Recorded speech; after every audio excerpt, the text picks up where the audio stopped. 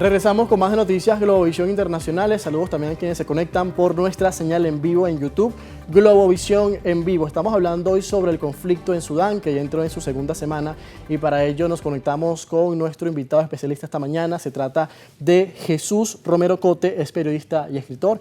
Está conectado con nosotros desde España. Buenos días. Buenos días. Gracias por acompañarnos, Jesús. Principalmente quisiéramos entender por qué el conflicto en Sudán le importa al mundo el día de hoy y además cuáles son los riesgos de su propagación en la región, partiendo de los hechos que han ocurrido durante estas últimas semanas o los últimos años desde el golpe de Estado y el enfrentamiento persistente entre el ejército y el grupo paramilitar Fuerzas de Apoyo Rápido. Bueno, pues el conflicto en Sudán es un conflicto complejo, es un conflicto que tiene muchas variantes y la preocupación principal ahora mismo es la expansión del conflicto a otros países, a los países que limitan con Sudán. Hay que entender que la zona de Sudán, esa zona este de África, esa zona del Cuerno de África, es una zona compleja donde desde hace años ha habido problemas en el sentido de episodios de violencia muy fuertes, problemas de suministro de alimentos. Es un ambiente también muy afectado por el cambio climático. Entonces, el estallido de este conflicto no es sino un punto más en la crisis de la región.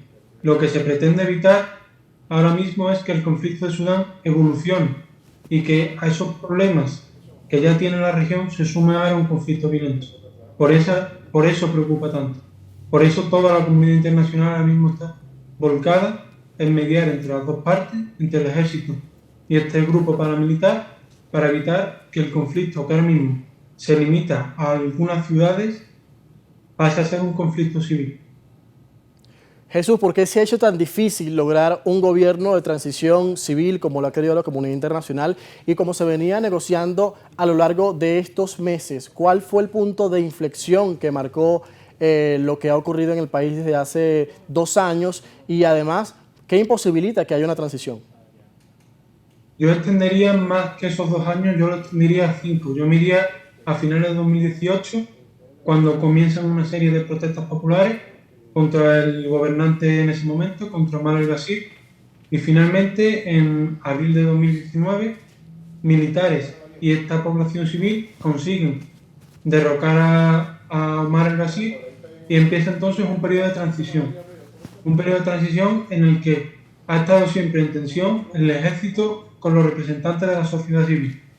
Porque en un primer momento el ejército cayó Omar al-Bashir y el ejército asumió el gobierno. Pero la población quería algo más. Quería un sistema democrático, quería poder elegir a su gobernante. Entonces, en 2019, aunque ha habido acuerdos, porque se negoció en agosto de 2019 un acuerdo entre estos militares y fuerzas de la sociedad civil, se negoció un gobierno de transición para 3 años. Lo cierto es que ese gobierno siempre ha tenido tensiones y finalmente, en octubre de 2021, los militares se imponen. Se da un nuevo cambio de gobierno y esta vez el ejército se coloca en el poder y desde entonces no ha dejado el poder, pero tampoco ha avanzado el proceso de transición. Sí que ha habido nuevos acuerdos, por ejemplo en diciembre del año pasado, pero no avanzan, no fructifican. Si a todo eso le sumas que sigue habiendo grupos militares, milicias, paramilitares, que no aceptan ni la autoridad del ejército ni la legitimidad de este gabinete civil que se formó en su momento, tienes la unión perfecta para que se llegue a la situación que tenemos ahora. Ahora, y ya que hemos visto durante este fin de semana y hoy en particular este gran flujo de evacuaciones de extranjeros en coordinación con la comunidad internacional, ¿por qué la comunidad internacional no podría influir todavía más para lograr un cese al fuego y un cese de las hostilidades, una negociación para que se coloque fin al conflicto y además se retome la senda del diálogo para esa transición democrática? Como comenta, este fin de semana ha estado marcado por la extradición, por la salida de ciudadanos no sudaneses, principalmente europeos, pero también del Golfo Pérsico, y esto ha sido gracias posible a una tregua que se firmó de 72 horas, una tregua que no se ha respetado, pero que se firmó coincidiendo con el fin de la festividad del Ramadán, Sudán es un país musulmán, por tanto está celebrando Ramadán, bueno, ha celebrado Ramadán, y este alto al fuego ha permitido esa salida de ciudadanos europeos, también latinoamericanos y del Golfo Pérsico.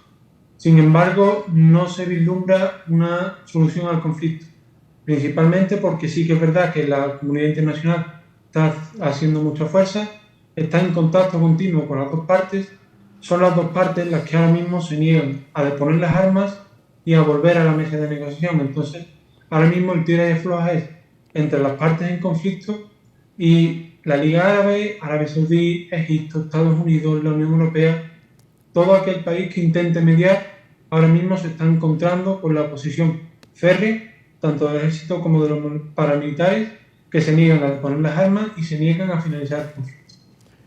Entonces, Jesús, ya para finalizar, ¿usted cree que es inminente que estamos al borde en Sudán de una guerra civil en estos últimos 30 segundos que nos quedan? Seguramente si el conflicto sigue así y se extiende, si los combates que estamos viendo en Jartum se extienden a otras regiones, sí que podemos hablar de guerra civil. De momento yo no hablaría de guerra civil. Muchísimas gracias por esta disertación que ha tenido hoy con nosotros en Noticias Globovisión Internacionales. Estuvimos conversando con Jesús Romero Cote, es periodista y escritor conectado desde España. Gracias, Jesús. Un saludo. Y así, amigos, vamos a hacer una nueva pausa en Noticias Globovisión Internacionales, hoy hablando sobre Sudán y los escenarios que tiene hoy este conflicto, además de las consecuencias que ya deja en términos humanitarios por la pérdida de civiles. Van más de 400 según la Organización Mundial de la Salud, aunque hay otras fuentes que dicen que son más de 1000 los civiles muertos durante esta semana de conflicto en el país africano. Vamos a hacer la pausa, a la vuelta a nuestra última parte de hoy.